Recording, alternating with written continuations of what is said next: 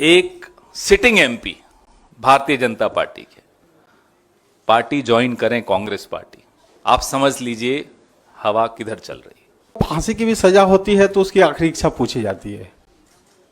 Sir मेरा आप ticket काट रहे हैं, आपने मुझे एक बार पूछा भी नहीं, सीधा सीधा मैंने अखबार टीवी में देखा कि मेरा टिकट कट गया, तो कहीं से निश्चित नहीं है। सर पार्टी को मजबूत करने के लिए मैं पार्टी ज्वाइन कर रहा हूँ।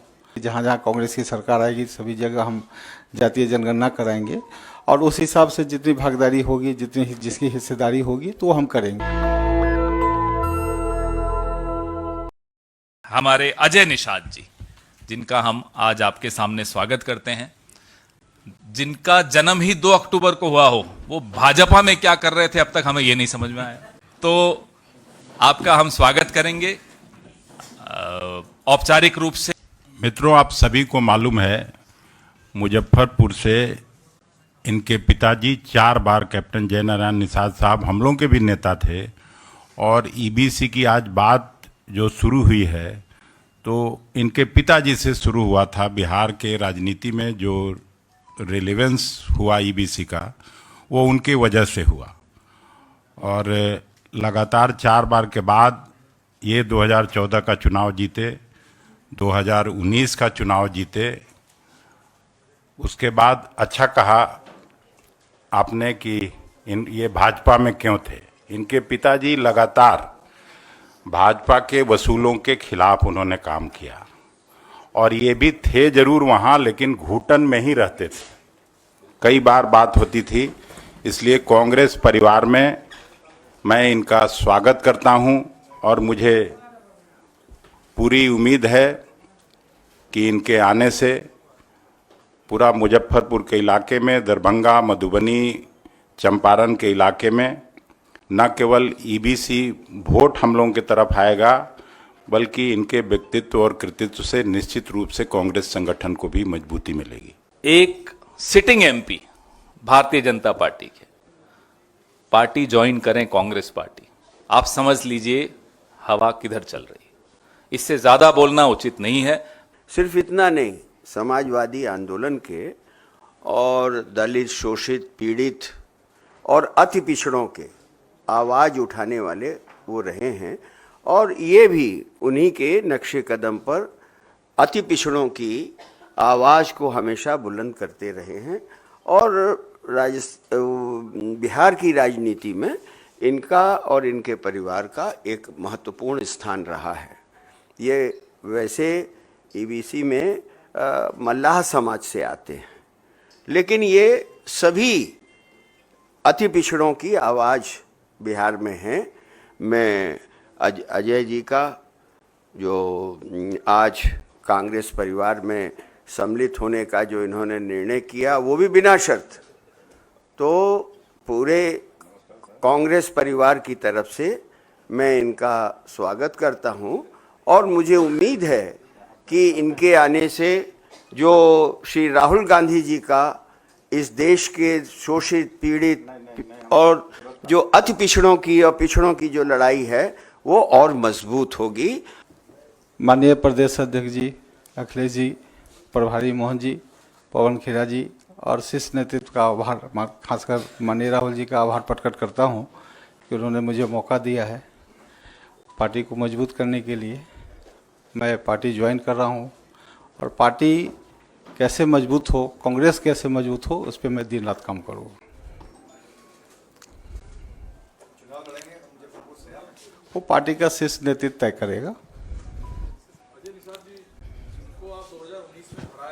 जी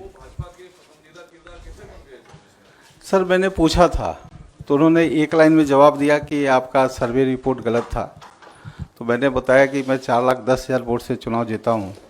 तो उन्होंने कहा कि आपका वोट तो है नहीं, सब ऊपर वाले का वोट है। तो मुझे भी किसी का अहंकार तोड़ना है और अपना खोया हुआ सम्मान हमको वापस पाना है।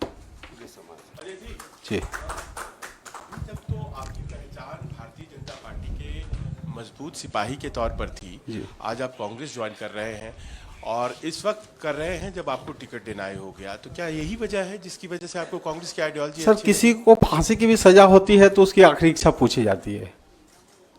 सर मेरा आप टिकट काट रहे हैं, आपने मुझे एक बार पूछा भी नहीं, सीधा सीधा मैंने अखबार टीवी में देखा कि मेरा टिकट कट गया, तो कहीं से निश्चित नहीं है सर। पार्टी में अहंकार से नहीं चलता है सर। ये चुनाव जो है धनबल बाहुबल का नहीं है, जनता के बल का है। तो जिसका जनता सम्मान करेगी, जिसको प्यार देगी, जिसको समर्थन करेगी, चुनाव वही जीतेगा। और जो ये लोग जो अहंकार फैला रहे हैं, खासकर सोशल मीडिया में जो भी कमेंट करते हैं, गंदे गंदे कमेंट करते हैं, सबका जवाब जनता देगी, शांति से देगी। पवन जी, ये तीसरा भारतीय जनता पार्टी का सिटिंग सांसद है, जिनको आपने शामिल किया, क्या अभी आपके तर्कस में कुछ है जो और आने वाला है? आपको रोज तो हम कुछ ना कुछ लाकर पेश कर रहे हैं, आगे आगे देखिए बहुत कुछ होने वाला है। आजकल साहेब 24 घंटे जाग रहे हैं।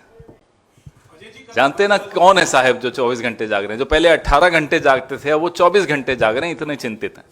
अब अगर ऐसी परिस्थिति आएगी तो फिर हाईकमान उस पर फैसला लेगा। ठीक है, तो 4 में तो अभी 48 घंटे बाकी है। अजय जी, कल आप राहुल गांधी से मिले, तो क्या उन्होंने आपको हरी झंडी दे दी है? जैसे पार्टी में शामिल होने की हरी झंडी दी, क्या चुनाव लड़ने की भी हरी झंडी दी है? और एक अखिलेश जी से सवाल है कि सर सीसी हुए 2 दिन हो चुके हैं, बिहार से लेकर दिल्ली तक इंतजार हो रहा है तीनों सीटों पर कैंडिडेट के ऐलान का, तो वो कब तक हो जाएगा? पहले आंसर कौन करे, वो भी कुछ बता दीजिए। अब वो आप तय करिए सर। सर माननीय राहुल जी से मैं मिला था, 10 मिनट की चर्चा हुई थी, तो उन्होंने पूरे कांग्रेस के विजन को हमको समझाया था कि पार्टी आगे क्या विचार कर रही है। और मुझे इस बात की प्रसन्नता रही कि जो हमारे पिताजी का विजन था, पिताजी भी हमारे वंचित समाज की राजनीति करते थे, जो सबसे दबे कुचले के थे, तो माननीय राहुल जी भी अब वही कर रहे हैं। और आने वाला समय में, जैसा कि उन्होंने सभी भाषण में भी बोला है कि जहाँ जहाँ कांग्रेस की सरकार आएगी सभी जगह हम जातीय जनगणना कराएंगे, और उस हिसाब से जितनी भागीदारी होगी, जिसकी हिस्सेदारी होगी, तो हम करेंगे। तो ये सब चीज़ अच्छा लगा। और जहाँ तक ये जो आप बोल रहे हैं, बड़े लोग से कभी भी बात की जाती है तो ये सब की चर्चा नहीं की जाती।